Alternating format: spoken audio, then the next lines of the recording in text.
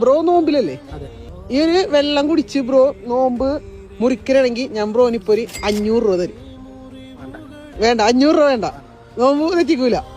ഞാനൊരു 1000 രൂപ തരാം. വേണ്ട, ഒരു എയർപോഡ് തരാം ആപ്പിളിന്റെ, മുറിക്കൂല. ഓക്കെ പോട്ടെ, ഒരു ഐഫോൺ 17 പ്രോ മാക്സ് തരാം. ഐഫോൺ 17 പ്രോ മാക്സ് എന്നാലും മുറിക്കൂല. ഇത്ര ആത്മാർത്ഥമായിട്ടാണ് എടുക്കണത്. കൊല്ലത്തിലൊരു വട്ടം കിട്ടണത്. അപ്പൊ അതുകൊണ്ട് 30 ദിവസം നോമ്പ് നോക്കണം. പിന്നെ മലപ്പുറത്ത് ഒരു കോളേജിൽ പഠിക്കണേ. ശരിക്കും വീട് എവിടെ? ഇപ്പൊ മലപ്പുറത്ത്. ഇവിടെ ഇപ്പൊ എന്ത് ചെയ്യാനാണ്? ഇവിടെ അങ്ങനെ നമ്മള് റംസാൻ ഇങ്ങനെ പ്രബോധനത്തിന്റെ ഭാഗമായിട്ട് അങ്ങനെ ഈ ഒരു ജില്ലക്ക് വന്നതാണ്. എടുത്ത് ഞാൻ കണ്ടൊരു വാർത്ത, ആരോ എനിക്കൊരാൾ കാണിച്ചു തന്നു. ഉസ്താദെ, ഒരു മുത്തഅല്ലിം ഒരു കുട്ടിയുടെ അടുക്കൽ വന്നിട്ട് ആദ്യം വന്നിട്ട് ചോദിക്കുന്നു, ഇതൊരു സോഷ്യൽ വർക്കാണ്. ഒരു യൂട്യൂബർ വന്നിട്ട് ചോദിക്കുകയാ, നോമ്പ് തുറക്കാമെങ്കിൽ നിനക്ക് 500 രൂപ തരാം. ആ കുട്ടി പറഞ്ഞു, എനിക്ക് വേണ്ട. 500 രൂപ തരാം. നോട്ട് കാണിച്ചിട്ട് പറയുന്നു നോമ്പ് മുറിക്കണം. ആ കുട്ടി പറയുന്നു, എനിക്ക് പറ്റൂല, 1000 തരാം, എനിക്ക് പറ്റൂല. ആ പൊന്നുമോനോട് ഹെഡ്സെറ്റ് കൊടുക്കുന്നു, മോനെ ഒരു ഹെഡ്സെറ്റ് തരാം, നോമ്പ് മുറിക്കുമോ? ആ പയ്യൻ പറഞ്ഞു, എനിക്ക് പറ്റൂല. 1.5 ലക്ഷം 1.25 ലക്ഷം രൂപയുള്ള ഐഫോൺ എടുത്ത് കാണിച്ചിട്ട് പറഞ്ഞു, നോമ്പ് മുറിച്ചാ മോനെ നിനക്ക് ഈ ഐഫോൺ ഞാൻ തരാം. ആ പൊന്നുമോൻ പറഞ്ഞു, ഞാൻ മുറിക്കൂല. ഓനോട് ചോദിച്ചു, നീ എന്തേ മുറിക്കാത്ത? ആ ഒരു മുത്തഅല്ലിമായ ഒരു ചെറിയ പയ്യനോട് ചോദിക്കുന്നു, മോനെ നീ എന്തേ നോമ്പ് മുറിക്കാത്ത? വർഷത്തിൽ ഒരിക്കൽ കിട്ടുന്നൊരു ഭാഗ്യല്ലേ, എങ്ങനെ മുറിക്കാനാ? എന്റെ പ്രിയപ്പെട്ടവരെ, ആ ചോദിച്ച ചെറുപ്പക്കാരന്റെ കണ്ണുപോലും നനയുന്ന രീതിയിൽ നമ്മൾ ഇതിനകത്ത് ചില കാര്യങ്ങൾ റമളാൻ മാസത്തിൽ എവിടെ എത്തി നിൽക്കുന്നു എന്ന് നമ്മൾ പഠിക്കണം. ആ തൊപ്പിയിട്ട ജുബ്ബയിട്ട ഒരു മുത്തഅല്ലിമിന്റെ മുമ്പിൽ പോയിട്ട് നോമ്പ് മുറിക്കാമോ എന്ന് ചോദിക്കേണ്ട ഒരവസ്ഥ മനസ്സെങ്ങനെ ഉണ്ടായിട്ടുണ്ടാകും? നാം ചിന്തിക്കുന്നത് അവിടെയാ. എന്റെ പ്രിയപ്പെട്ടവരെ, ഇന്നെല്ലാം കളിയും തമാശയും. ഇന്ന് നോമ്പ് മുറിക്കുന്നത് പോലും അറിയില്ല, കളിയാക്കുകയാ. ഒളിഞ്ഞിരുന്ന് ഭക്ഷണം കഴിക്കുന്നവന്റെ വീഡിയോ എടുക്കുകയാ. അപ്പൊ വല്ലാത്ത ഒരു കാലഘട്ടത്തിൽ നമ്മൾ ജീവിക്കുമ്പോൾ എന്റെ പ്രിയപ്പെട്ട സഹോദരങ്ങളെ, സഹോദരിമാരെ, ഇവിടെയാണ് ഈ വളർന്നു വരുന്ന യുവതലമുറയെ ദീനുമായിട്ട് എടുപ്പിക്കേണ്ട വലിയ ഒരു ഉത്തരവാദിത്തം അൽഹംദുലില്ലാഹ് SKSSF ഏറ്റെടുക്കുന്നത്. അതുകൊണ്ട് ഇവിടെ ഇരിക്കുന്ന ഓരോരുത്തരും ഓരോ ദാഴികളെയെങ്കിലും ഏറ്റവും കുറഞ്ഞത് സമ്പത്തുള്ളവൻ അള്ളാഹു തന്നതിനനുസരിച്ച് ഏറ്റവും പാവപ്പെട്ടവൻ ഒരാളെയെങ്കിലും അൽഹംദുലില്ലാഹ് എനിക്ക് ഒരു ദാഴി എനിക്ക് വേണം ഉസ്താദേ എന്ന് നിങ്ങൾ ഓരോരുത്തരും ഏറ്റെടുക്കണം. അൽഹംദുലില്ലാഹ് അള്ളാഹു അതിനുള്ള ഭാഗ്യം നൽകി അനുഗ്രഹിക്കുമാറാകട്ടെ. അള്ളാഹു അതിനുള്ള ഭാഗ്യം നൽകുമാറാകട്ടെ. ഇൻഷാ അല്ലാഹ് അദ്ദേഹം തന്നെ തുടക്കം കുറിച്ചു. പിരിവാദ്യം അങ്ങ് നടത്തിയ പിന്നെ വഴുതു പറയായിരുന്നില്ലേ? അപ്പൊ അൽഹംദുലില്ലാഹ് ആദ്യമായിട്ട് 10 മതിയോപ്പാ? എന്ത് ദാരിമി എന്ത്? ഇൻഷാ അല്ലാഹ് അൽഹംദുലില്ലാഹ് അദ്ദേഹം 10 പേര് അദ്ദേഹം തന്നെ ഏറ്റെടുത്തു. ഇൻഷാ അല്ലാഹ് അൽഹംദുലില്ലാഹ്. അപ്പൊ ദുആ ചെയ്യാം നമുക്ക്. അപ്പൊ ഞാൻ പറഞ്ഞതാ, ഓർമ്മപ്പെടുത്തിയതാ, ഓരോരുത്തരും മനുഷ്യർ ഇൻഷാ അല്ലാഹ് ഓരോ ദാഴികളെ ഏറ്റെടുത്താൽ തന്നെ അൽഹംദുലില്ലാഹ് 1000 പേരിൽ കൂടുതൽ പെണ്ണുങ്ങൾ തന്നെയുണ്ട്. അപ്പൊ ഓരോരുത്തരും ഏറ്റെടുത്താൽ തന്നെ അൽഹംദുലില്ലാഹ് എന്റെ പ്രിയപ്പെട്ടവരെ, ഈ പ്രഭാഷണം കൊണ്ട് ഈ സമൂഹത്തിനും സമുദായത്തിനും രാജ്യത്തിനും ഉപകാരമുണ്ടാകും. അള്ളാഹു ഭാഗ്യം നൽകി അനുഗ്രഹിക്കുമാറാകട്ടെ. അള്ളാഹു ഭാഗ്യം നൽകി അനുഗ്രഹിക്കുമാറാകട്ടെ. ഇൻഷാ അല്ലാഹ് ഏറ്റെടുക്കൂലേ? ഒരു ഇൻഷാ അല്ലാഹ് പറഞ്ഞങ്ങായി പോരാ, നല്ലപോലെ അള്ളാഹു ഈ ഇൻഷാ അല്ലാഹ് പറയുന്ന അതേ ശബ്ദത്തിൽ മരിക്കുന്ന സമയത്ത് ലാ ഇലാഹ ഇല്ലല്ലാഹ് എന്ന ഷഹാദത്ത് കലിമ ഉറക്കെ പറഞ്ഞു മരിക്കാൻ ഭാഗ്യം നൽകണേ അല്ലാഹ്. ഇനിയൊരു ഇൻഷാ അല്ലാഹ് പറഞ്ഞേ അൽഹംദുലില്ലാഹ്. അല്ലാഹു ഭാഗ്യം തരുമാറാകട്ടെ. എന്റെ പ്രിയപ്പെട്ട സഹോദരങ്ങളെ, സഹോദരിമാരെ, പരിശുദ്ധമായ റമളാൻ, ആ പുണ്യങ്ങളുടെ പൂക്കാലമായ വിശുദ്ധമായ റമളാൻ നമ്മളിലേക്ക് കടന്നു വന്നു. ആ പരിശുദ്ധമായ റമളാനിന്റെ 2ാമത്തെ 10ലേക്ക് നമ്മൾ പ്രവേശിച്ചു. പാപമോചനത്തിന്റെ ദിനങ്ങളിലൂടെ ഞാനും നിങ്ങളും കടന്നു പോകുന്നു. അതിന്റെ വലിയ നിമിഷങ്ങളിലൂടെയാണ് നമ്മൾ കടന്നു പോകുന്നത്. ഓരോ സെക്കൻഡും ഈ പരിശുദ്ധമായ റമളാനിന്റെ 2ാമത്തെ 10ന്റെ ഓരോ നിമിഷങ്ങളും വിലയുള്ള സമയങ്ങളാണ്. ആ ഓരോ മിനിറ്റുകളുടെയും വില നമ്മൾ മനസ്സിലാക്കണം. എന്റെ പ്രിയപ്പെട്ടവരെ, മനുഷ്യന്റെ ജീവിതത്തിലെ സമയത്തിന് വല്ലാത്ത വിലയുണ്ട്. ഒരിക്കൽ ആ ജീവിതത്തിൽ വിലപ്പെട്ട സമയം പാഴാക്കി കളയാതെ 1 മിനിറ്റെങ്കിലും അൽഹംദുലില്ലാഹ് പ്രയോജനമുള്ളതാക്കണം. അല്ലാഹുവിന്റെ മുമ്പിൽ ഏറ്റുപറയാറ് അല്ലാഹു നമുക്കൊരവസരം തന്നിരിക്കുകയാണ്. കാസർഗോഡ് ചെറുക്കളയുടെ പരിസരങ്ങളിൽ ഒരുപാട് മുസ്ലിമീങ്ങളുണ്ടോ? ആ മുസ്ലിമീങ്ങളിൽ അല്ലാഹു തെരഞ്ഞെടുത്ത VVIPകളാ. ഈ വഅദ കേൾക്കാമെന്നിരിക്കുന്ന നമ്മൾ സാധാരണ ആൾക്കാരല്ല, നമ്മൾ വിവിഐപികളാണ്. അള്ളാഹു നമുക്കൊരവസരം തന്നിരിക്കുകയാണ് പാപങ്ങൾ കഴുകിക്കളയാൻ. എന്റെ പ്രിയപ്പെട്ടവരെ, അള്ളാഹു ഇഷ്ടപ്പെട്ട ദുനിയാവിലെ സ്വർഗത്തിലിരിക്കാൻ അള്ളാഹു നമ്മളെ തെരഞ്ഞെടുത്തടോ. ഈ മജ്ലിസിന്റെ മഹത്വം എന്താണെന്നറിയോ? ഈ മജ്ലിസിന്റെ ശ്രേഷ്ഠത നമ്മളിൽ പലർക്കും അറിയില്ല. പെങ്ങളെ, എന്താണ് ഈ മജ്ലിസിന്റെ ശ്രേഷ്ഠത എന്നറിയുമോ? മഹാനായ ആദരവായ പ്രവാചകൻ നബി മുഹമ്മദ് മുസ്തഫ സല്ലല്ലാഹു അലൈഹി വസല്ലമ തങ്ങളുടെ മുമ്പിലേക്ക് അതാ വരുന്ന മുഖറബുൽ അംലാഖു മലക്ക് ജിബ്രീൽ. അല്ലാഹുവിന്റെ പ്രവാചകനെ സല്ലല്ലാഹു അലൈഹി വസല്ലമ തങ്ങളുടെ മുമ്പിലേക്ക് അതാ മലക്കവിടന്ന് കടന്നു വരികയാണ്. മുത്തുനബിയുടെ ചാരത്തേക്ക് കടന്നു വന്നു. അല്ലാഹുവിന്റെ പ്രവാചകനോട് പറഞ്ഞു, യാ റസൂലല്ലാഹ്, അല്ലാഹുവിന്റെ നബിയേ, അസർ നമസ്കാരത്തിന് പള്ളിയിലിരിക്കുന്ന നബി തങ്ങളുടെ ചാരത്തേക്ക് മലക്ക് കടന്നു വരികയാണ്. എന്നിട്ട് പറഞ്ഞു, നബിയേ, ആയിരിക്കുന്ന ചെറുപ്പക്കാരൻ മഗ്രിബിന് മുമ്പ് മരണപ്പെടും നബിയേ. അല്ലാഹുവിന്റെ പ്രവാചകന്റെ മുമ്പിൽ അസറിന്റെ തൊട്ട് മുമ്പ് പള്ളിയിലിരിക്കുന്ന നബി തങ്ങളുടെ ചാരത്ത് വന്നിട്ട് അതാ അവിടെന്ന് പറയുന്നു, യാ റസൂലല്ലാഹ്, അല്ലാഹുവിന്റെ നബിയേ, ആയിരിക്കുന്ന ചെറുപ്പക്കാരൻ മഗ്രിബിന് മുമ്പ് മരണപ്പെടും നബിയേ, മഗ്രിബിന് മുമ്പ് മരണപ്പെടും നബിയേ. അല്ലാഹുവിന്റെ പ്രവാചകനോട് അതാ പറയുന്നു, യാ റസൂലല്ലാഹ്, അവനോടൊന്ന് പറയണം നബിയേ, ആ കാര്യം ആ ചെറുപ്പക്കാരനോട് പറയണം നബിയേ. അല്ലാഹുവിന്റെ പ്രവാചകൻ അവിടെന്ന് ചോദിച്ചു, പറയണോ ജിബ്രീലേ, പറയണോ ജിബ്രീലേ? പടച്ചവനെ വല്ലാത്ത സങ്കടമാകുമല്ലോ. അല്ലാഹുവിന്റെ റസൂലിനോട് പറഞ്ഞു, ആ ചെറുപ്പക്കാരനോട് പറയണമെന്ന്. അങ്ങനെ അസ്റിന്റെ ബാങ്ക് വിളിക്കുന്നതിന് തൊട്ട് മുമ്പ് അതാ ജിബ്രീൽ വന്ന് പറഞ്ഞു കൊടുക്കുമ്പോ അതാ പടച്ചവനെ മണിക്കൂറുകൾ മാത്രം ബാക്കിയുള്ള ആ ചെറുപ്പക്കാരൻ നബി തങ്ങൾ അടുത്തേക്ക് വിളിക്കുകയാണ്. അല്ലാഹുവിന്റെ പ്രവാചകൻ അടുത്തേക്ക് വിളിച്ച് വിശേഷങ്ങൾ അന്വേഷിക്കുകയാണ്. എന്നിട്ട് പറഞ്ഞു കൊടുത്തു, മോനെ, ഇനി നിന്റെ ജീവിതത്തിൽ മണിക്കൂറുകൾ മാത്രമേ ബാക്കിയുള്ളൂ. അടുത്ത ബാങ്ക് വിളിക്കുന്നതിന് മുമ്പ് നീ മരണപ്പെടും. അല്ലാഹുവിന്റെ റസൂലാണ് പറഞ്ഞു കൊടുക്കുന്നത്. അല്ലാഹുവിന്റെ പ്രവാചകൻ അവിടെന്ന് പറയുമ്പോ ആ ചെറുപ്പക്കാരൻ ചോദിക്കുന്നു, യാ റസൂലല്ലാഹ്, അല്ലാഹുവിന്റെ നബിയേ, ഇനി ജീവിതത്തിൽ ആകെ ബാക്കിയുള്ളത് മണിക്കൂറുകൾ മാത്രമേ ഉള്ളൂ. ഞാൻ എന്ത് നന്മയാണ് ചെയ്യേണ്ടത്? ഏറ്റവും കൂടുതൽ പ്രതിഫലം കിട്ടുന്ന ഒരു നന്മ പറഞ്ഞു താ നബിയേ, ഏറ്റവും കൂടുതൽ പ്രതിഫലം കിട്ടുന്ന ഒരു നന്മ പറഞ്ഞു തരാറ്. അല്ലാഹുവിന്റെ പ്രവാചകനോട് കേവലം മണിക്കൂറുകൾ മാത്രം ബാക്കിയുള്ള ആ ചെറുപ്പക്കാരൻ മുത്തുനബിയോട് ചോദിച്ചപ്പോ അല്ലാഹുവിന്റെ പ്രവാചകൻ പറഞ്ഞു കൊടുത്ത മറുപടി സദഖ കൊടുക്കാനല്ല, പടച്ചവനെ ഖുർആൻ ഓതാനല്ല, നിസ്കരിക്കാനല്ല, അല്ലാഹുവേ തഥാ പൊരുത്തം ചോദിക്കാനല്ല, ഭാര്യ മക്കളോടൊപ്പം ചെലവഴിക്കാനല്ല. ആ ചെറുപ്പക്കാരനോട് അല്ലാഹുവിന്റെ പ്രവാചകൻ പറഞ്ഞു കൊടുത്തത് രണ്ട് കാര്യമാ. നബി തങ്ങൾ അവിടെ നിന്ന് പറഞ്ഞു, മോനെ, ഇൽമു പറയുന്ന മജ്ലിസിൽ പോയിരിക്കു. കയ്യിലെണ്ണാവുന്ന സ്വഹാബത്ത് പള്ളിക്കകത്തിരുന്ന് ഖുർആൻ പഠിക്കുകയാ, അവർ ഇൽമു പഠിച്ചുകൊണ്ടിരിക്കുകയാ. നബി തങ്ങൾ അവിടെ നിന്ന് പറഞ്ഞു കൊടുത്തു, ഇൽമു പറയുന്ന മജ്ലിസിൽ പോയിരിക്കാൻ അതാണ് ഏറ്റവും കൂടുതൽ പ്രതിഫലം കിട്ടുന്ന നന്മയതാ. അവിടെ പോയിരുന്ന രണ്ട് പ്രതിഫലം. പെങ്ങളെ, വഅദ കേൾക്കുന്ന മജ്ലിസിൽ വന്നിരുന്നാൽ, ഇൽമു പറയുന്ന മജ്ലിസിൽ വന്നിരുന്നാൽ അല്ലാഹു തരുന്ന രണ്ട് പ്രതിഫലം എന്തെന്നറിയോ?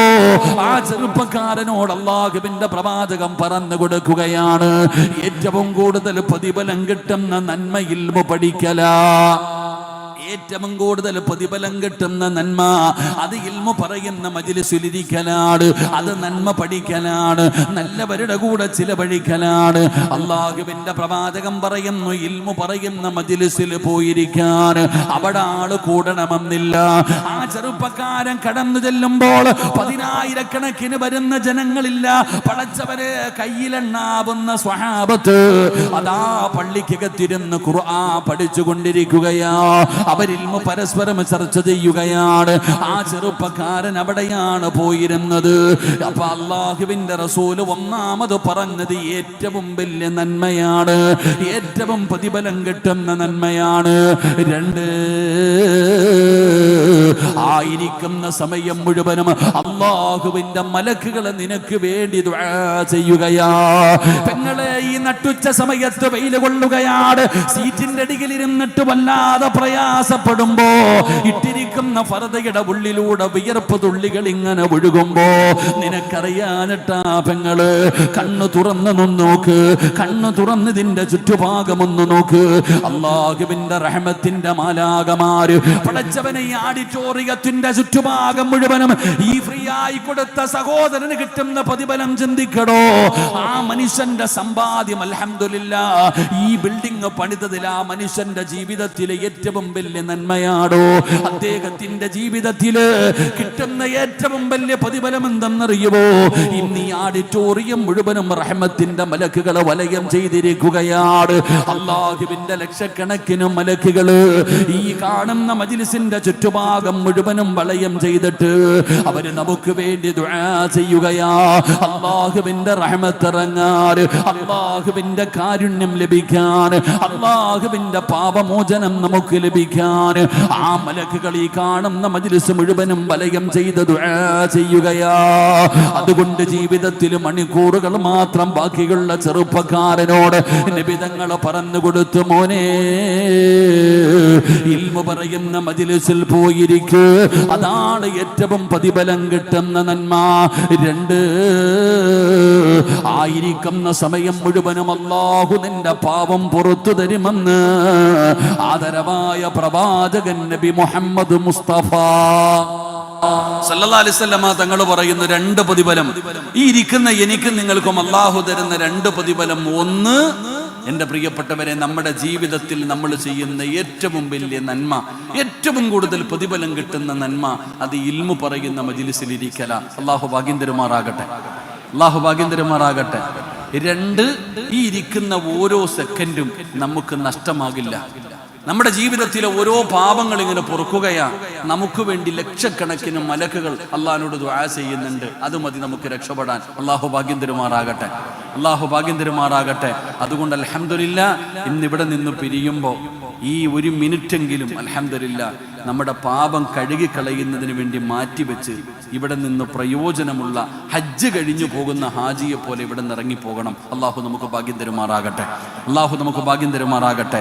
അതുകൊണ്ട് എൻ്റെ പ്രിയപ്പെട്ട സഹോദരങ്ങളെ, സമയം കഴിഞ്ഞു, അവസാന സമയമാ, അവസാന സമയമാ.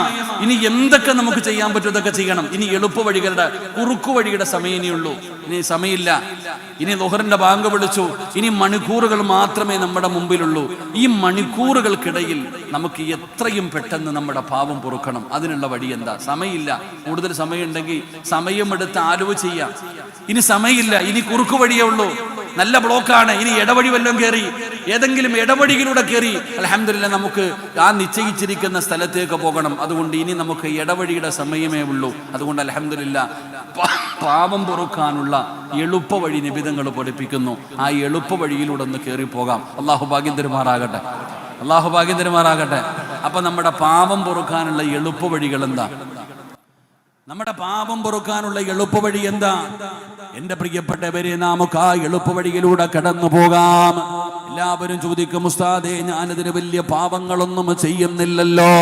നമ്മുടെ മനസ്സൊരു ചിന്തയുണ്ടോ? പടച്ചവനെ, ഞാൻ കള്ളു കുടിച്ചിട്ടില്ല, ഞാൻ വ്യഭിചരിച്ചിട്ടില്ല, ഞാൻ പലിശ തിന്നിട്ടില്ല, ഞാൻ ശിർക്ക് ചെയ്തിട്ടില്ല. നമ്മുടെ മനസ്സിന്റെ ഒരു ചിന്ത ഇതാണ്, പടച്ചവനെ ഞാൻ വൻപാപങ്ങളൊന്നും ചെയ്തിട്ടില്ലല്ലോ. 7 വൻപാപങ്ങൾ നിബിധങ്ങൾ പഠിപ്പിച്ചു തന്നിട്ടുണ്ട്. ആ 7 വൻപാപങ്ങൾ ഞാൻ ചെയ്തിട്ടില്ല. അതുകൊണ്ട് പടച്ചവനെ, നമ്മളിൽ പലരും ഇങ്ങനെ ചിരിച്ചും കളിച്ചും കൊണ്ട് നടക്കുകയാണ്. എന്നാൽ എൻ്റെ പ്രിയപ്പെട്ട മുസ്ലിമേ, മഹാനായ ആദരവായ പ്രവാചകൻ നബി മുഹമ്മദ് മുസ്തഫ സല്ലല്ലാഹു അലൈഹി വസല്ലമ തങ്ങൾ പറഞ്ഞതെന്തെന്നറിയോ? നബി തങ്ങൾ അവിടെ നിന്ന് പഠിപ്പിക്കുകയാണ്. ഞാനും നിങ്ങളും മനസ്സിൽ കൊണ്ട് നടക്കേണ്ട ഒരു കാര്യമാണ്, ഉസ്താദേ ഞാൻ വൻ പാപങ്ങളൊന്നും ചെയ്യുന്നില്ലല്ലോ, ഞാൻ വലിയ പാപങ്ങൾ ചെയ്യുന്നില്ലല്ലോ എന്ന് കരുതിയിട്ട് നടക്കുന്ന മനുഷ്യ, അല്ലാഹുവിന്റെ പ്രവാചകൻ അവിടെ നിന്ന് പറഞ്ഞു, സ്വഹാബാ നിങ്ങൾ ചെറിയ പാപങ്ങളെ വല്ലാതെ സൂക്ഷിക്കണേ സഹാബാ. നമ്മൾ വൻപാപങ്ങൾ ചെയ്യുന്നവരല്ല. കള്ളു കുടിച്ചിട്ടുണ്ടാകില്ല, വ്യഭിചരിച്ചിട്ടുണ്ടാകില്ല, പലിശ തിന്നിട്ടില്ല, ചെറുക്ക് ചെയ്തിട്ടില്ല, യതീമിന്റെ സ്വത്ത് പിടിച്ചു പറ്റിയിട്ടില്ല. പടച്ചവനെ, നമ്മൾ വൻപാപങ്ങൾ ചെയ്യാറില്ല. പക്ഷേ ചെറിയ ചെറിയ പാപങ്ങളുണ്ടല്ലോ, ചെറിയ ചെറിയ പാപങ്ങളുണ്ടല്ലോ, നമ്മുടെ മനസ്സിലത് പാപമാണെന്ന് പോലും തോന്നുന്നില്ലടോ. നമ്മൾ പാപമായിട്ടത് അംഗീകരിക്കുന്നില്ല. അത് ചെറുതല്ലേ, അത് ചെറുതല്ലേ, നമ്മളതിനെ ചെറുതായി കാണുകയാണ്. കള്ളു കുടിക്കുന്നത് മാത്രമേ പാപമുള്ളൂ, വ്യഭിചരിക്കുന്നത് മാത്രമേ പാപമുള്ളൂ, പലിശ തിന്നുന്നത് മാത്രമേ പാപമുള്ളൂ, ശിർക്ക് ചെയ്യുന്നത് മാത്രമേ പാപമുള്ളൂ. അതൊക്കെ പാപങ്ങളായി കാണുകയാണ്. എന്നിട്ട് ചെറുത് ചെറുത് നമ്മൾ ഇങ്ങനെ ചെയ്ത് ചെയ്ത് കൂട്ടുകയാണ്. നമുക്കതിന്റെ വിലയറിയാഞ്ഞിട്ടാ. വൻ പാപങ്ങളെയല്ല സൂക്ഷിക്കേണ്ടത്, ചെറിയ പാപങ്ങളെ നിങ്ങൾ വല്ലാതെ സൂക്ഷിക്കണേ എന്ന് നബി മുഹമ്മദ് മുസ്തഫ സ്വല്ലല്ലാഹു അലൈഹി വസല്ലമ തങ്ങൾ പഠിപ്പിക്കുമ്പോ ഉദാഹരണം സഹിതം നബി തങ്ങൾ പറയുകയാണ്. ഹുനൈൻ യുദ്ധം കഴിഞ്ഞ് മടങ്ങി വരികയാണ്. അല്ലാഹുവിന്റെ പ്രവാചകനും സ്വഹാബത്തും യുദ്ധം കഴിഞ്ഞ് മരുഭൂമിയിലൂടെ നടന്നു വരുമ്പോ അല്ലാഹുവിന്റെ പ്രവാചകൻ ചോദിച്ചു, സ്വഹാബാ ഈ മരുഭൂമിയിൽ നിങ്ങൾ എന്തെങ്കിലും കാണുന്നുണ്ടോ സഹാബാ? ഇല്ല നബിയേ, ഇല്ല നബിയേ. അല്ലാഹുവിന്റെ പ്രവാചകൻ അവിടെ നിന്ന് സ്വഹാബത്തിനോട് പറയുകയാണ്, എല്ലാവരും നാലു ഭാഗത്തേക്ക് കടന്നു പോക. നിങ്ങളുടെ കയ്യിൽ എന്താണോ കിട്ടുന്നത്, അതൊരു കമ്പാണോ, കല്ലാണോ, എല്ലും കഷ്ടമാണോ, എന്താണോ നിങ്ങളുടെ കയ്യിൽ കിട്ടുന്നത്, ഒന്നുമില്ല എന്ന് പറഞ്ഞ ഈ മരുഭൂമിയിൽ നിന്ന് നിങ്ങളുടെ കയ്യിൽ കിട്ടുന്നത് എടുത്തുകൊണ്ടുവരാറ് അല്ലാഹുവിന്റെ പ്രവാചകൻ അവിടെ നിന്ന് സ്വഹാബത്തിനെ പറഞ്ഞു വിടുകയാണ്. സ്വഹാബത്ത് നാനാഭാഗങ്ങളിലേക്ക് കടന്നുപോയി. അല്ലാഹുവിന്റെ പ്രവാചകൻ സ്വല്ലല്ലാഹു അലൈഹി വസല്ലമ തങ്ങളുടെ സ്വഹാബത്ത് അവരവരുടെ കയ്യിൽ കിട്ടുന്നത് എടുക്കുകയാണ്. കമ്പ് കിട്ടിയവരുണ്ട്, കല്ല് കിട്ടിയവരുണ്ട്, എല്ലാം കഷ്ടം കിട്ടിയവരുണ്ട്. അല്ലാഹുവേ, എന്താണോ കയ്യിൽ കിട്ടിയത് എല്ലാവരും എടുത്തുകൊണ്ട് വരികയാണ്. നബി തങ്ങൾ പറഞ്ഞു എന്റെ മുമ്പിലിടാൻ. എല്ലാവരും കയ്യിൽ കൊണ്ടുവന്നത് മുഴുവനും നബി തങ്ങളുടെ മുമ്പിലിടുകയാണ്. സുബ്ഹാനല്ലാഹ്. നബി തങ്ങൾ ചോദിച്ചു, സ്വഹാബാ നിങ്ങൾ എന്തെങ്കിലും കാണുന്നോ സ്വഹാബാ? അല്ലാഹുവിന്റെ പ്രവാചകന്റെ മുമ്പിൽ കൂമ്പാരം പോലെ കൊണ്ടുവന്നിട്ടിരിക്കുകയാണ്, കൂമ്പാരം പോലെ കൊണ്ടുവന്നിട്ടിരിക്കുകയാണ്. എന്നിട്ട് നബി തങ്ങൾ പറഞ്ഞു, സ്വഹാബാ ചെറിയ പാപങ്ങൾ ഇതുപോലെയാ സ്വഹാബാ, ചെറിയ തെറ്റുകൾ ഇതുപോലെയാ സ്വഹാബാ. ആ ചിലതായി ചെയ്തു കൂട്ടിയ ചെറിയ ചെറിയ പാപമുണ്ടല്ലോ, അതെല്ലാം ഒരുമിച്ച് കൂട്ടിയാൽ വലിയ പാപങ്ങളെക്കാളും മുകളിലാണെന്ന് നബി മുഹമ്മദ് മുസ്തഫ സല്ലല്ലാഹു അലൈഹി വസല്ലമ തങ്ങൾ പഠിപ്പിക്കുമ്പോ ഇന്ന് നേരം വെളുത്തത് മുതൽ 11:30 വരെ സമയമായല്ലോ. ഒന്ന് കൂട്ടി നോക്കിയടോ. നമ്മൾ കള്ളു കുടിച്ചില്ല, നമ്മൾ വ്യഭിചരിച്ചില്ല, നമ്മൾ പലിശ തിന്നില്ല, നമ്മൾ ശിർക്ക് ചെയ്തില്ല, ആരുടെയും സമ്പാദ്യം യതീമിന്റെ സമ്പാദ്യം പിടിച്ചു പറ്റിയില്ല. പടച്ചവനെ, സ്വാലിഹത്തായ പെണ്ണിനെ കുറിച്ച് വ്യഭിചാര ആരോപണം നടത്തിയില്ല. നമ്മൾ വൻപാപങ്ങളൊന്നും ചെയ്തില്ല. എന്നാ കണക്ക് കൂട്ട്. കണ്ണുകൊണ്ട് കണ്ടത് പാപമാ, ചെവി കൊണ്ട് കേട്ടത് പാപമാ, നാവ് കൊണ്ട് പറഞ്ഞത് പാപമാ, കൈ കൊണ്ട് പിടിച്ചത് പാപമാ, കാലുകൊണ്ട് നടന്നത് പാപത്തിലേക്കാ, എന്തിന് ഹൃദയം കൊണ്ട് ചിന്തിച്ചത് പോലും പാപമാണ്. പക്ഷേ അംഗീകരിക്കുന്നില്ലടോ. ഇതൊക്കെ പാപമാണെന്ന് ഞാനും നിങ്ങളും അംഗീകരിക്കുന്നില്ല. അതുകൊണ്ടാണ് നബി തങ്ങൾ പറഞ്ഞത്, സ്വഹാബാ എന്റെ ഉമ്മത്തിനൊരു കാലഘട്ടം കടന്നു വരും സ്വഹാബാ, അവര് പാവങ്ങളെ നിസാരമായി കാണുകയാ, അവര് തെറ്റുകളെ നിസാരമായി കാണുകയാ. നബി തങ്ങൾ പറഞ്ഞു, അവര് തെറ്റുകളെ നിസാരമായി കാണും. അവരുടെ മൂക്കിന്റെ മുകളിൽ വന്നിരിക്കുന്ന ഈച്ചയെ പായിച്ച് കളയുന്ന പറയുന്നത് പോലെ അവര് പാപങ്ങളെ നിസാരമായി കാണുമടോ, അവര് പാപങ്ങളെ നിസാരമായി കാണുമടോ. അതാ സ്വഹാബത്ത് പറയുകയാണ്, ഇന്ന് നമ്മൾ ചെയ്യുന്ന നിസാരമായി കാണുന്ന ചില പാപങ്ങളുണ്ടല്ലോ, അതിന് വിധങ്ങളുടെ കാലഘട്ടത്തില് വലിയ പാപങ്ങളുടെ കൂട്ടത്തിൽ എണ്ണപ്പെട്ടിരുന്നു എന്ന് സ്വഹാബത്ത് പഠിപ്പിക്കുമ്പോ, എന്റെ പ്രിയപ്പെട്ടവരെ, നിസാരമായി കാണരുത്. തെറ്റ് തെറ്റാണ്, അത് ചെറുതാണെങ്കിലും വലുതാണെങ്കിലും. ഫമൻ യഅമൽ മിസ്ഖാല ദർറത്തിൻ ഖൈറൻ യറാ വമൻ യഅമൽ മിസ്ഖാല ദർറത്തിൻ ശർറൻ യറാ. ഒരണുമണി തൂക്കം നന്മയാണോ, ഒരണുമണി തൂക്കം തിന്മയാണോ, അല്ലാഹു നാളെ നിന്നോട് വിചാരണ ചെയ്യുമെന്ന് അല്ലാഹുവിന്റെ വിശുദ്ധ ഖുർആൻ. എന്റെ പ്രിയപ്പെട്ട സഹോദരങ്ങളെ, അപ്പൊ നമ്മൾ സൂക്ഷിക്കേണ്ടത് വലിയ പാവങ്ങളെയല്ല.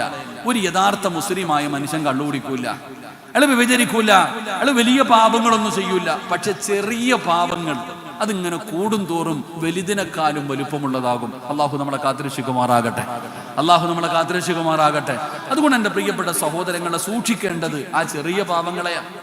ആ ചെറിയ പാപം, ഞാൻ ഇന്നുവരെ കള്ളു കുടിച്ചിട്ടില്ല, അള്ളാഹു മരിക്കുന്ന കാലം വരെ അള്ളാഹു കുടിക്കാനുള്ള അവസരം ഉണ്ടാക്കല്ല പടച്ചവനെ, കാക്കണേ, അള്ളാഹു ദുആ ചെയ്യും. പക്ഷെ ഞാൻ എത്ര ചെറിയ പാപം ചെയ്യുന്നു. ഇന്ന് നമ്മൾ ഓരോരുത്തരും ചെയ്ത ചെറിയ ചെറിയ പാപങ്ങൾ, ഒരു ഉദാഹരണം, ഒരൊറ്റ ഉദാഹരണം, പെട്ടെന്ന് മനസ്സിലാകുന്ന ഒരു ഉദാഹരണം അള്ളാഹു നമുക്ക് പഠിക്കാൻ ഭാഗ്യം തരുമാറാകട്ടെ. എല്ലാവരും ഒന്ന് എഴുന്നേറ്റ്, ഒന്ന് എഴുന്നേക്കറോ, വയ്യ, നോമ്പായതുകൊണ്ടാണോ? ഒന്ന് എഴുന്നേറ്റ്, ഒന്ന് സ്റ്റേജിലുള്ളവരാരും എഴുന്നേക്കണ്ട, പുറത്ത് എഴുന്നേറ്റോ.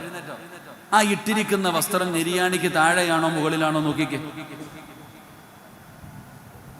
ഒന്ന് നോക്കിക്കേ. അത് നെരിയാണിക്ക് താഴെയാണോ മുകളിലാണോ? ഇത് തെറ്റാണോ? തെറ്റാണോ? നമ്മളത് തെറ്റായിട്ട് കാണുന്നില്ല, അത് പാപമായിട്ട് ഞാനും കാണുന്നില്ല, നിങ്ങളും കാണുന്നില്ല. ആ നെരിയാണിക്ക് താഴെ വസ്ത്രം ഇട്ടുകൊണ്ട് നടക്കുന്നത് ചെറുതാണോ വലുതാണോ, അത് വലിയ തെറ്റായി നമ്മൾ കാണുന്നില്ല. എന്നാൽ ആ തെറ്റെന്താണെന്നറിയിരിക്കും, അതേത് പാപമാണെന്നറിയോ? മഹാനായ സയ്യിദുനാ ഉമർ ഇബ്നുൽ ഖത്താബ് റളിയല്ലാഹു തആല അൻഹു, ഉമർ ഇബ്നുൽ ഖത്താബ് റളിയല്ലാഹു തആല അൻഹു സുബഹി നമസ്കാരത്തിന് വേണ്ടി പള്ളിയിലേക്ക് കടന്നു വരികയാ. അതാ ഉമർ തങ്ങൾ സുബഹി നമസ്കരിച്ചു കൊണ്ടിരിക്കുകയാണ്. സൂറത്തു ത്വാഹയാണ് പാരായണം ചെയ്യുന്നത്. സൂറത്തു ത്വാഹ ഓതിയിട്ട് ഇങ്ങനെ നിസ്കരിച്ചു കൊണ്ടിരിക്കുമ്പോ അബൂ ലുഅ്ലുഅ എന്ന് പറയുന്ന മജൂസിയായ മനുഷ്യന് വിഷം കടർത്തിയ കടാരയുമായി പള്ളിക്കകത്ത് കയറി വരികയാണ്. അതാ സുബഹി നമസ്കരിച്ചു കൊണ്ടിരിക്കുന്ന ഉമർ തങ്ങളുടെ ചാരത്തേക്ക് അവിടെ നിന്ന് കടന്നു വന്നിട്ട് ഇമാമത്തിൽ നിൽക്കുന്ന ഉമർ തങ്ങളുടെ അടിവയറ്റിലേക്ക് അവിടെ നിന്ന് കുത്തിക്കേറ്റുകയാണ്. റബ്ബേ, ഉമർ തങ്ങളുടെ അടിവയറ്റിലേക്ക് അവിടെ നിന്ന് കുത്തിക്കേറ്റി. പടച്ചവനെ, ഉമർ തങ്ങളുടെ അടിവയറ്റിൽ നിന്ന് രക്തം ഇങ്ങനെ ഒഴുകുകയാണ്. അതാ ഇറങ്ങിപ്പോകുന്ന വഴിയിൽ 17ഓളം വരുന്ന സ്വഹാബത്തിനെ കുത്തി പരിക്കേൽപ്പിക്കുകയാ. അവിടെ അബൂ ലുഅ്ലുഅ ഇറങ്ങിപ്പോയി. പടച്ചവനെ, പഠിക്കേണ്ട ചില കാര്യമുണ്ട്. പള്ളിയിലെ ഇമാമ നിസ്കരിച്ചു കൊണ്ടിരിക്കുന്ന സമയത്ത് പള്ളിയുടെ മിഹ്റാബിന്റെ അകത്ത് കയറിയിട്ട് ഖലീഫയായ ഉമർ ഇബ്നുൽ ഖത്താബ് തങ്ങളെ കുത്തി മലർത്തിയിട്ട് ഉമർ തങ്ങളെ പിടഞ്ഞു വീഴുകയാണ്. ഉമർ തങ്ങളെ പിടഞ്ഞു വീഴുകയാ. സാധാരണ ആളല്ല, ഇസ്ലാമിന്റെ ഖലീഫയാണ്, രാജ്യത്തിന്റെ ഭരണാധികാരിയാണ്. ആ ഭരണാധികാരി കുത്തുകൊണ്ടിട്ട് മരണപ്രാളത്തിൽ കിടന്ന് പിടയുകയാണ്. ഉമർ തങ്ങൾക്ക് നിസ്കരിക്കാൻ പറ്റുന്നില്ല, ഇമാമത്ത് പൂർത്തീകരിക്കാൻ പറ്റുന്നില്ല. ഉമർ തങ്ങൾ എന്ത് ചെയ്തെന്നറിയുമോ? അവിടെ പറഞ്ഞു സുബ്ഹാനല്ലാഹ്. ഉമർ തങ്ങൾ അവിടെ അനുവാദം കൊടുത്തു, എന്നെ കൊണ്ട് ഇമാമത്ത് നിൽക്കാൻ പറ്റുന്നില്ല. അബ്ദുറഹ്മാൻ ഇബ്നു ഔഫ് എന്ന് പറയുന്ന സ്വഹാബിയാണെന്ന് തോന്നുന്നു. പുറകിൽ നിന്ന് മുമ്പിലേക്ക് കയറുകയാണ്, ഇമാമിന്റെ സ്ഥാനത്ത് കയറുകയാണ്. കാലിന്റെ ചുവട്ടിൽ കിടന്ന് ഇസ്ലാമിന്റെ രണ്ടാമത്തെ ഖലീഫ മരണപ്രാളത്തിൽ കിടന്ന് പിടയുമ്പോ അതാ സ്വഹാബികൾ പലരും ഒന്നാമത്തെ സഫിൽ കുത്തുകൊണ്ട് പിടയുമ്പോ നമസ്കാരം നമസ്കാരത്തിന് മുടക്കമില്ലടോ. എല്ലാവരും നിസ്കരിച്ചു കൊണ്ടിരിക്കുകയാണ്. ഒരാളും ഓടിയില്ല, ഒരാളും നിലവിളിച്ചില്ല. എന്തിനാ? സ്വന്തം മകൻ ഉമർ തങ്ങളുടെ മകനാ പള്ളിക്കകത്തുണ്ട്. വാപ്പ കുത്തുകൊണ്ട് മരണവപ്രാളത്തിൽ കിടക്കുമ്പോഴും നിസ്കരിക്കുകയാണ്. ചിന്തിക്കേണ്ടവർക്ക് അത് മതിയടോ. അവസാനം നമസ്കാരം കഴിഞ്ഞോ. ഉമർ തങ്ങളെ പടച്ചവനെ, വായിലൂടെ വെള്ളമൊടിച്ചാൽ അത് അടിവയറ്റിലൂടെ പുറത്തേക്ക് രക്തത്തിൽ കലന്നു വരികയാണ്. മരണവപ്രാളത്തിൽ കിടക്കുന്ന ഉമർ തങ്ങളുടെ ചാരത്തേക്ക് സ്വഹാബികൾ കടന്നു വരികയാണ്. വസിയത്തുകൾ ചോദിക്കുകയാണ്, ദുആ ചെയ്യാൻ പറയുകയാണ്. അങ്ങനെ എല്ലാവരും വന്ന് കണ്ടിങ്ങനെ മടങ്ങുമ്പോ അതാ ഒരു ചെറുപ്പക്കാരൻ കടന്നു വരികയാ. ഉമർ തങ്ങളുടെ ചാരത്തേക്ക് ഒരു ചെറുപ്പക്കാരൻ കടന്നു വരികയാണ്. യാ അമീറൽ മുഅ്മിനീൻ, ഉമർ തങ്ങളെ നിങ്ങളെത്ര ഭാഗ്യവാനാ. ഉമർ തങ്ങള് നിങ്ങളെത്ര വലിയ ഭാഗ്യവാനാണ്. മരണത്തോട് മല്ലടിച്ചുകൊണ്ട് കിടക്കുന്ന ഉമർ ഇബ്നുൽ ഖത്താബ് എന്ന ഇസ്ലാമിന്റെ രണ്ടാമത്തെ ഭരണാധികാരിയുടെ മുമ്പിൽ ഒരു ചെറുപ്പക്കാരൻ വന്നിട്ട് ചോദിക്കുന്നു, അമീറുൽ മുഅ്മിനീൻ, ഉമർ തങ്ങളെ നിങ്ങളെത്ര വലിയ ഭാഗ്യവാനാ. നിങ്ങൾ ആരായിരുന്നെന്നറിയുമോ? ഖത്താബിന്റെ മകൻ ഉമറിന്റെ പഴയ കഥയങ്ങ് ഓർമ്മപ്പെടുത്തിയടോ. ഖത്താബിന്റെ മകൻ ഉമറിന്റെ പഴയ കഥയങ്ങ് ഓർമ്മപ്പെടുത്തുകയാണ്. നിങ്ങൾ റസൂലുള്ളാഹിനെ കൊല്ലാൻ പോയവനാ ഉമറേ. മുത്തുനബിയെ കൊല്ലാൻ പോയവനാ ഉമറേ. നിങ്ങൾ ഖുർആൻ കേട്ട് നന്നായില്ലേ? നിങ്ങൾക്ക് മുസ്ലിം ആകാൻ കഴിഞ്ഞില്ലേ? നബി തങ്ങൾ ഇഷ്ടപ്പെട്ട സ്വഹാബിയായില്ലേ? ബദരീങ്ങളിൽപ്പെട്ട സ്വഹാബിയായില്ലേ? സ്വർഗം കൊണ്ട് സന്തോഷ വാർത്ത പറഞ്ഞ സഹാബിയായില്ലേ? അല്ലാഹുവേ, നിങ്ങൾ ഇസ്ലാമിന്റെ ഖലീഫയായില്ലേ? നിങ്ങൾ എത്ര വലിയ ഭാഗ്യവാനാ. ലോകത്തൊരാൾക്കും കിട്ടാത്ത ഒരു ഭാഗ്യം അല്ലാഹു നിങ്ങൾക്ക് നൽകിയില്ലേ? ലോകത്തല്ല ഒരാൾക്കും കൊടുക്കാത്ത ഒരു ഭാഗ്യം അല്ലാഹു നിങ്ങൾക്ക് തല്ലിയില്ലേ ഉമറേ? ഈ യുദ്ധം ഹറാമായ മദീനത്ത് കിടന്നിട്ട് ഷഹീദാകാൻ ഭാഗ്യം കിട്ടിയില്ലേ? ഇവിടെ കിടന്ന് ഷഹീദാകാൻ അല്ലാഹു നിങ്ങൾക്ക് ഭാഗ്യം നൽകിയില്ലേ? ഇതിനെക്കാളും നിങ്ങൾക്ക് എന്തേ വേണ്ടത്? കരഞ്ഞടാ ചെറുപ്പക്കാരാ. ഉമർ തങ്ങൾ വാവിട്ട് കരയുകയാണ്. ഉമർ തങ്ങൾ വാവിട്ട് കരയുകയാണ്. സങ്കടം കൊണ്ടല്ല, സന്തോഷം കൊണ്ട്.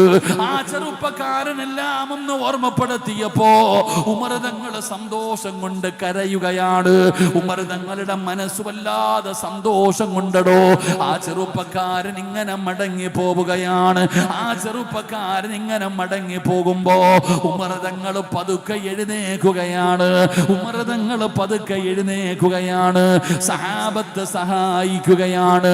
അടിവയറ്റിലേക്ക് കൈ ഇങ്ങനെ വെച്ചിട്ട് അവിടെ നിന്ന് വിളിക്കുന്നു, യാ ബുനയ്യാ, ഏ പൊന്നുമോനെ, മനസ്സിന് സന്തോഷമുണ്ടാക്കുന്ന വാർത്തകൾ പറഞ്ഞിട്ട് മടങ്ങി പോകുന്ന ചെറുപ്പക്കാരാ, ഒന്ന് നിൽക്കടാ മോനെ. എന്നിട്ട് ഉമർ തങ്ങൾ പറഞ്ഞ മറുപടി എന്തെന്നറിയുവോ?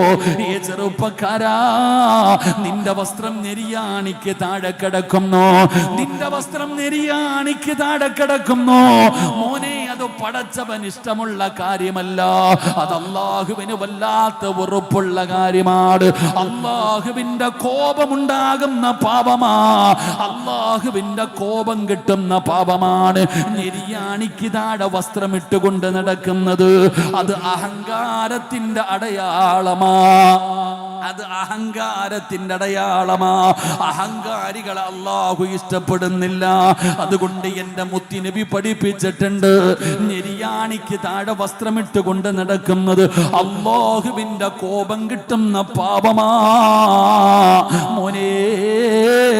ആ വസ്ത്രമൊന്ന് ഉയർത്തിയുടുക്കണേ എന്ന് മഹാനായ സയ്യിദുനാ ഉമർ ഇബ്നുൽ ഖത്താബ് റളിയല്ലാഹു തആല അൻഹു പറയുന്നു, അത് ചെറിയ പാപമല്ല, അത് അല്ലാഹുവിന്റെ കോപം ലഭിക്കുന്ന പാപമാ.